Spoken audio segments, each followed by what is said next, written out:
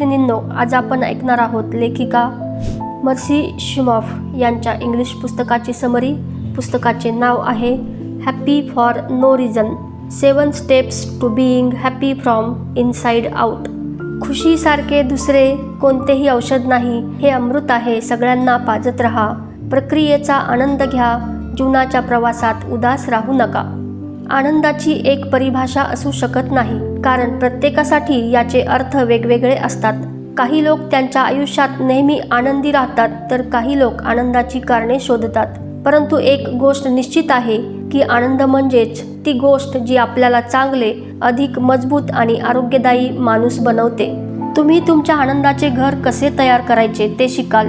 ते तुम्हाला तुमच्या पायाभूत संरचना, भिंती, छप्पर आणि बाग तयार करण्यासाठी आवश्यक असलेल्या प्रत्येक गोष्टी शिकवेल. प्रत्येक चांगल्या घराप्रमाणेच तुमच्या आनंदाचे घर देखील इतके मजबूत असावे की ते प्रत्येक बाहेरील नकारात्मकतेचा सामना करू शकेल. खुशी, आनंद म्हणजेच सकारात्मकता, आणि सकारात्मकता म्हणजे ते व्हायब्रेशन्स, ते घटक जे तुमच्या जीवनात सकारात्मक घटना, लोक आणि गोष्टींना आकर्षित करतात. खुशी ही एक मानसिक अवस्था आहे. तुम्ही कुठेही असाल तरीही तुम्ही आनंदी राहू शकता. तुमचे मन इतके शक्तिशाली आहे की तुम्ही कल्पना देखील करू शकत नाही. त्यात इतकी शक्ती आहे की ती आनंद निर्माण करू शकते आणि कधीकधी आनंद नष्ट देखील करू शकते. मानवी मनात एका दिवसात सरासरी 60,000 विचार येतात. यापैकी बहुतेक विचारांची पुनरावृत्ती असते, जे तुम्ही आधीच विचार केलेले असतात. जास्त विचार करून तुमच्या नकारात्मक विश्वासासोबत जोडलेले असतात, कारण मानवी मन अशा प्रकारे कार्यान्वित केलेले आहे की ते सकारात्मकतेपेक्षा नकारात्मकतेवर अधिक लक्ष देते. हे नकारात्मक विचार ऑटोमॅटिक निगेटिव्ह थॉट्स किंवा ANT नावानेही ओळखले जातात. 24 तास 7 दिवस आपल्या मनात असंख्य विचार घोंगावत असतात. त्यामुळे यापैकी नकारात्मक विचार निवडून काढणे जवळजवळ अशक्य आहे. ऑटोमॅटिक निगेटिव्ह थॉट्स पासून वाचण्याचा एकमेव मार्ग आहे, आणि तो म्हणजे त्यांचा स्वीकार करणे. त्याच्या विरोधात काहीतरी करण्याऐवजी त्यांना स्वीकारणे हे महत्त्वाचे आहे. म्हणजेच तुम्ही तुमच्या नकारात्मक विचारांबद्दल जागरूक राहा आणि तुमचे विचार देखील फिल्टर करावे लागतील. आता आपण चॅप्टर नंबर 1 बघूया. The foundation, take ownership of your happiness. आनंदी राहण्यासाठी सगळ्यात महत्त्वाचे आहे ते म्हणजे त्याचा घट्ट पाया. जसे एखाद्या बिल्डिंगची पायाभरणी मजबूत असेल तर ती बिल्डिंग सुद्धा मजबूत मानली जाते. त्याचप्रमाणे तुम्हाला तुमच्या आनंदाची मजबूत पायाभरणी करायची आहे. आनंद ही अशी गोष्ट आहे जी दैनंदिन जीवनाचा भाग असायला हवी, पण यासाठी प्रयत्न आणि जाणीवपूर्वक निर्णय घेण्याची दोन्हींची आवश्यकता आहे. मजबूत पायासोबत तुम्ही आनंदही जलद आणि सोप्या रीतीने साध्य करू शकता. चांगला पाया तयार करण्यासाठी तुम्हाला तुमच्या आनंदाची जबाबदारी स्वतः घ्यावी लागेल. विश्वास ठेवा की तुमच्यामध्ये नेहमी आनंदी राहण्याची क्षमता आहे. तुमचा आनंद अशी गोष्ट नाही जी कोणावर किंवा कोणत्या घटनावर अवलंबून आहे. स्वतःच्या इच्छेनुसार आनंदी राहणे आपल्या हातात असते. सुरुवातीला अगोदर पहा की तुमच्यामध्ये कोणकोणत्या वाईट सवयी आहेत आणि मग त्या एक एक करून बदलायला सुरुवात करा. तुमच्या वाईट सवयी बदलण्यासाठी आधी हे पहा की कोणत्या वाईट सवयी तुम्हाला नकारात्मक पद्धतीने प्रभावित करत आहेत. स्वतःला अशा प्रकारे तयार करा की तुम्ही कोणत्याही परिस्थितीला उत्तम प्रकारे हाताळू शकाल. जेव्हा काहीतरी चुकीचं होतं तेव्हा फक्त नकारात्मक बाजू पाहण्याऐवजी सकारात्मक बाजू पाहण्याची सवय लावा. परिस्थिती कितीही नकारात्मक असेल तरीही स्वतःसाठी एक आनंदी, आल्हाददायक वातावरण निर्मिती करा. तुम्हाला माहित आहे का, सर्वात जास्त विषजन्य पद्धती काय आहेत? त्यामध्ये तक्रार करणे, इतरांवर दोष टाकणे किंवा स्वतःला लज्जास्पद समजणे. इतरांवर दोष देताना आपण स्वतःच्या चुका लपवण्याचा प्रयत्न करतो आणि आपल्या चुका मान्य करण्याची जबाबदारी घेत नाही. स्वतःला सुधारण्याऐवजी आपण इतरांवर बोट ठेवतो. पण लक्षात ठेवा, इतरांवर बोट ठेवणे सोपे आहे, परंतु त्यातून आपल्याला काहीच फायदा होणार नाही. उलट आपल्या नकारात्मक सवयी आणखीन मजबूत होतील. दोषारोप करण्याच्या उलट लाज वाटून घेणे. शेमिंगमध्ये तुम्ही स्वतःला जबाबदार धरून स्वतःलाच कटघऱ्यात उभे करता. ही सवय तुमच्या आत्मविश्वासाला तडा देते, कारण तुम्ही त्या गोष्टींसाठीही स्वतःला दोषी ठरवू लागता ज्या तुमच्या नियंत्रणात नसतात. बहुतेक लोक तक्रार करणे, दोष देणे आणि शेमिंग करण्याच्या खेळातच अडकून राहतात. याचे परिणाम त्यांच्या कृतीवर काय होतात हे न समजता जीवनाकडे बघण्याचा सकारात्मक दृष्टिकोन ठेवण्यासाठी आणि आपला दृष्टिकोन बदलण्यासाठी तुम्हाला या 3 आनंदाच्या सवयीचा सराव करावा लागेल. नंबर 1, सोल्युशन ओरिएंटेड व्हा. काहीतरी चुकीचं होईल ही टॉक्सिक सवय सोडा. तक्रार करण्याऐवजी सोल्युशन शोधून काढण्यास सुरुवात करा आणि त्या गोष्टीवर लक्ष द्या ज्या तुम्ही बदलू शकता किंवा ज्या तुमच्या नियंत्रणात आहेत. काही वाईट परिस्थिती नसतानाही आपण तक्रार करतो. असं तेव्हा होतं जेव्हा विनाकारण आपला मूड खराब होतो. पण लक्षात ठेवा, आनंदी राहणे तुमच्या हातात आहे. तुमच्याकडे सर्व काही असतानाही तुम्ही दुःखी राहू शकता आणि काहीच नसतानाही आनंदी राहू शकता. तुम्हाला स्वतःच्या आत डोकावून पाहायला लागेल आणि तुमच्यात दडलेला आनंद शोधून काढायला लागेल. नंबर 2, तुमच्या अनुभवातून शिकणे. तुम्ही केलेल्या चुकींसाठी इतरांवर दोष टाकणे बंद करा. स्वतःची चूक मान्य करा आणि तीच चूक पुन्हा करू नका. कारण जोपर्यंत तुम्ही चूक मान्य करणार नाही तोपर्यंत ती पुन्हा करण्याची शक्यता वाढतच जाईल. पण भूतकाळातील अनुभवातून धडा घेतल्यास तुम्हाला जागरूकतेचे महत्त्व कळेल. नंबर 3, आपल्या भावना नियंत्रित ठेवणे. जीवनात अशा परिस्थिती येतील तेव्हा तुम्हाला कमजोर वाटू शकते. अशा परिस्थितीमध्ये स्वतःला शांत ठेवणे आवश्यक आहे. काहीतरी चुकीचं घडतंय असं वाटलं तरी स्वतःला दोष देऊ नका, कारण इतरांवर दोष ठेवण्या इतकंच सगळा दोष स्वतःवर घेणंही धोकादायक आहे. लाज, अपराधीपणा आणि कटुतेच्या भावना स्वीकारून त्यांना बाहेर काढा. लक्षात ठेवा की तुमचा आनंद तुमच्यापासूनच सुरू होतो, त्यामुळे तुमचा आनंद शोधण्याची जबाबदारी तुमचीच आहे. नेक्स्ट चॅप्टर नंबर 2 आहे the pillar of the mind. Don't believe everything you think. आनंद मिळवण्यासाठी तुम्हाला फक्त तुमच्या नकारात्मक मानसिकतेला सोडून द्यावं लागेल. तुमच्या घराच्या आणि तुमच्या आनंदाच्या म्हणजेच आनंदी घराच्या भक्कम भिंती तयार करा. या 4 भिंती आहेत: मन, हृदय, शरीर आणि आत्मा. तर पहिल्या क्रमांकावर येतं ते म्हणजे आपलं मन. तुमचं मन इतकं शक्तिशाली आहे की जितकं तुम्ही कल्पना करू शकत नाही. त्यात एवढी ताकद आहे की ते तुमच्या आनंदाला निर्माण करू शकतं आणि त्याला नष्टही करू शकतं.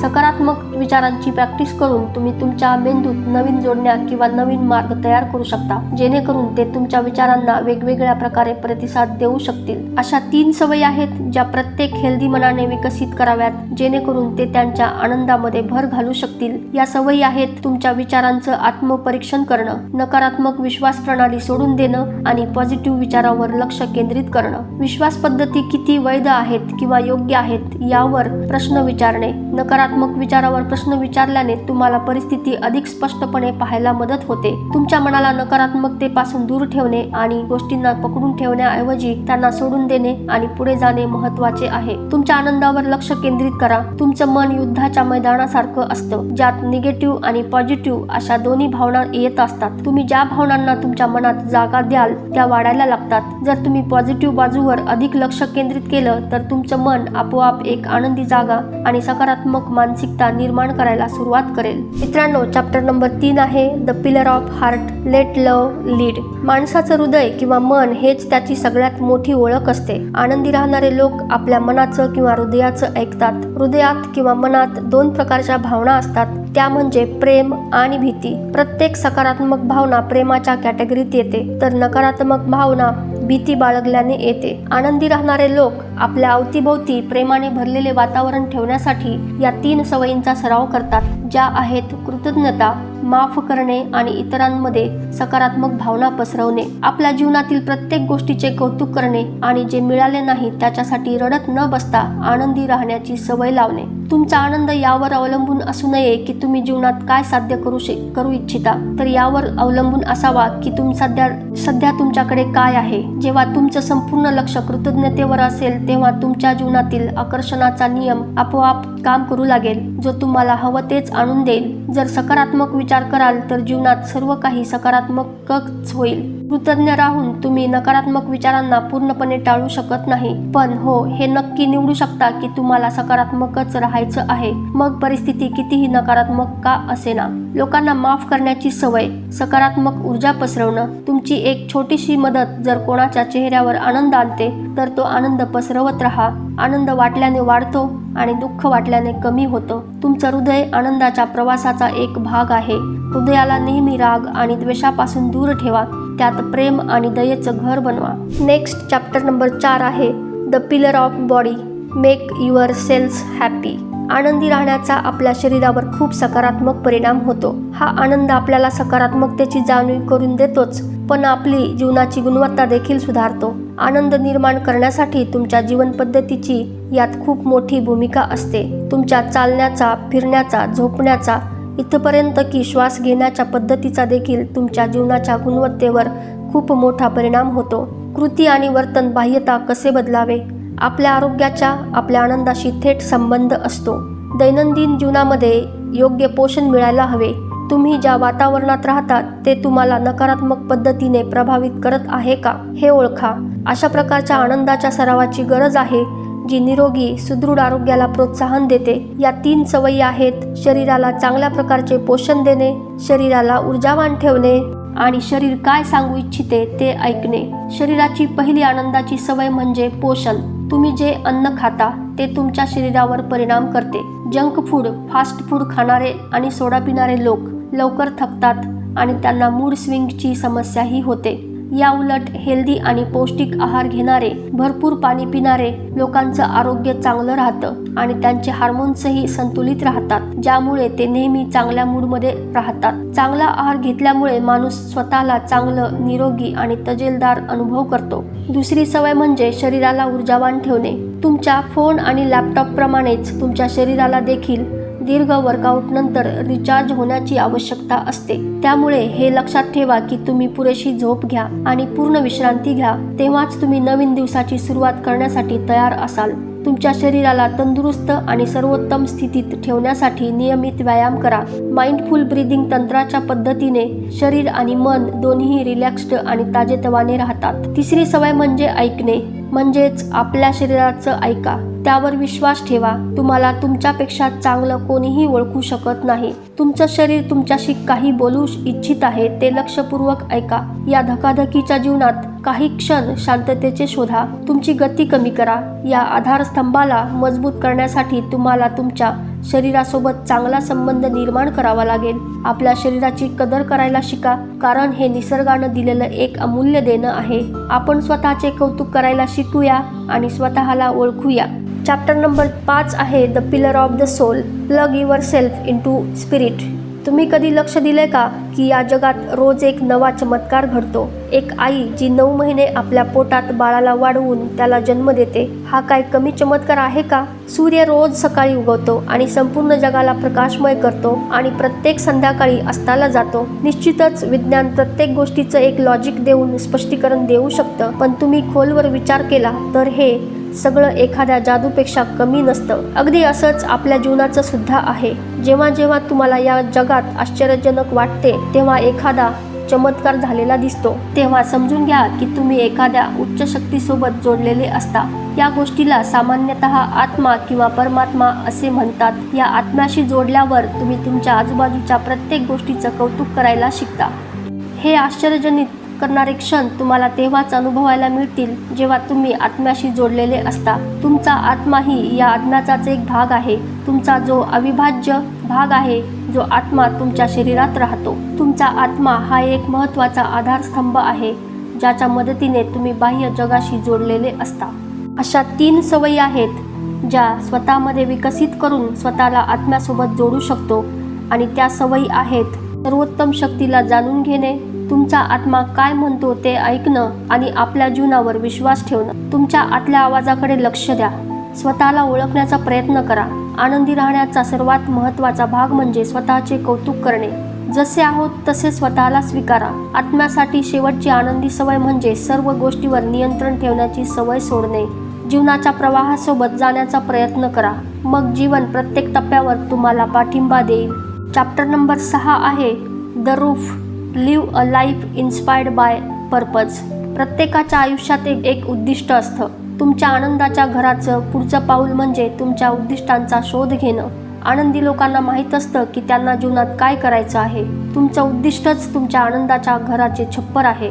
याशिवाय तुमचं घर कमकुवत असतं, कारण नकारात्मकता सहजपणे त्यात घुसखोरी करून तुमचा आनंद हिरावून घेऊ शकते.